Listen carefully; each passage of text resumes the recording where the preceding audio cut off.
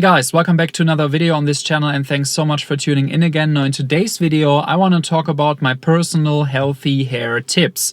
Now we are all in the same boat here. We all want healthy looking hair, we all want luscious full hair. We are worried that our hair might fall out too fast. So there are a couple of things to keep in mind when dealing with your hair. A couple of these tips you might have already heard, but I want to give my personal take on them because there is actually a lot of misinformation out there in the internet and also here on YouTube. So I want to give you my personal take on this. And the first tip is that you should avoid sulfate-based shampoo. Some people seem to think that sulfates are actually carcinogenic, so that they cause cancer or can cause cancer.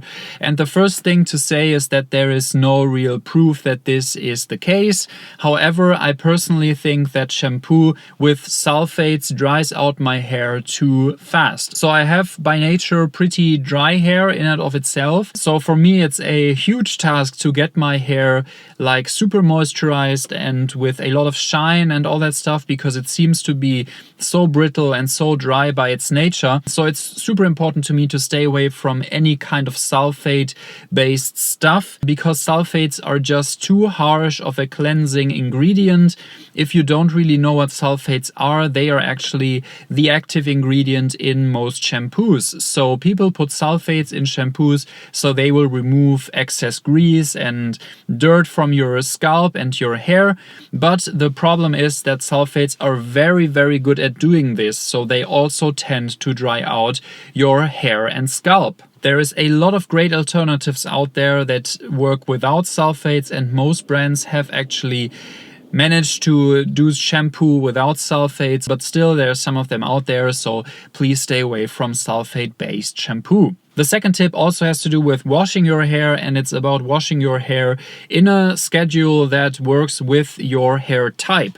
So there is a lot of misconception about this, because most people seem to think that not washing your hair with shampoo at all is like the best thing that you can do. So there is this so-called no poo movement, which doesn't mean that kind of poo, but it means that not using shampoo really gives your hair everything it needs. However, especially guys, if you are using hair product, this is not the way to go. So I personally choose to shampoo my hair only every second day because, as I said, I have pretty dry hair by nature. But you should keep in mind that shampooing also takes away all the stuff that you don't really want on your scalp. So there have been cases in the past of people that haven't used shampoo at all and they've kept using hairstyling products where their pores actually got clogged and hair was falling out. So this is really important to get everything that doesn't have to be on your scalp from your scalp. So please get a schedule with your shampoo going that really fits for your hair. So if you have more of a greasy scalp or more of a moist hair type in general, then you might want to shampoo every single day. And if you have more of a dry hair type, you might want to shampoo every second day.